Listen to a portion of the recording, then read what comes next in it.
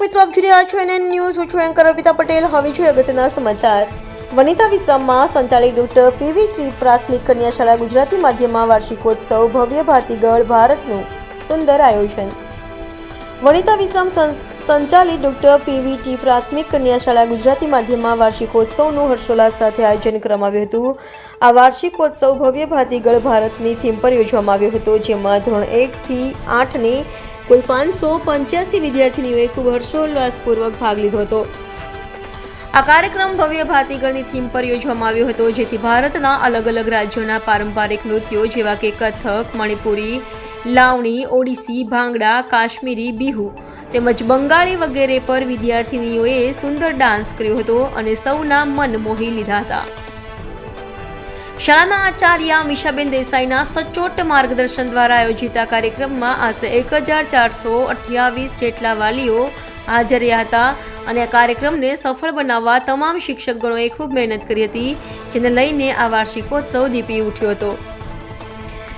NN news Surat. દર્શક મિત્રો, NN ન્યૂઝને લાઇક, શેર, સબસ્ક્રાઇબ કરો, બેલ આઇકન પ્રેસ કરો, જેથી આપને નોટિફિકેશન્સ મળતી રહે. નમસ્કાર, હું Amisha Desai, Acharya doctor PV T પ્રાથમિક કન્યા શાળા ગુજરાતીમાંથી.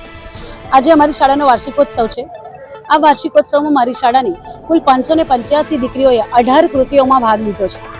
આ વખતે અમે અમારા વાર્ષિકોત્સવની થીમ રાખી છે ભવ્ય ભાતીગળ ભારત, જેમાં અમે ભારતના વિવિધ રાજ્યના લોકનૃત્યોને અમે પ્રદર્શિત કરી રહ્યા છીએ, જેમાં ગરબા, ભાંગડા, મણિપુરી, મોહિનીઅટ્ટમ, કુચીપુડી, કાશ્મીરી, ગોવા ડાન્સ વગેરે વિવિધ કૃતિઓનો અમે સમાવેશ કર્યો છે. એન્યુઅલ ફંક્શન માટે કેટલી મહેનત તમે કરી હતી, કેટલા ટાઈમથી મહેનત કરી, કેવો સપોર્ટ રહ્યો? દિવાળીનું વેકેશન પૂરું થયું અને શાળા શરૂ થઈ ત્યારથી અમે આ કાર્યક્રમની શરૂઆત કરી દીધી હતી. શાળાના શિક્ષક મિત્રો અને બાળકો સાથે જ વાલીઓનો અમને ખૂબ સારો સહકાર મળ્યો છે અને બધાની ખૂબ જ મહેનતનું પરિણામ આજે તમે સ્ટેજ ઉપર જોઈ શકો છો. અને વનિતા વિશ્રામ શાળા વિશે તમારો?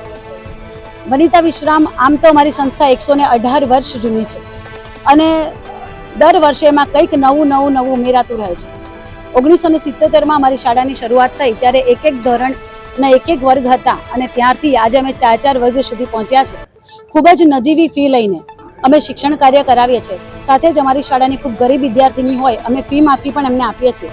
એટલે આર્થિક સંકડામણને કારણે કોઈ પણ દીકરીઓનું ભણતર ન બગડે એ અમારા વનિતા વિશ્રામનો મુખ્ય હેતુ રહ્યો છે. આજે અમારી 585 દીકરીઓએ આ કાર્યક્રમમાં ભાગ લીધો છે.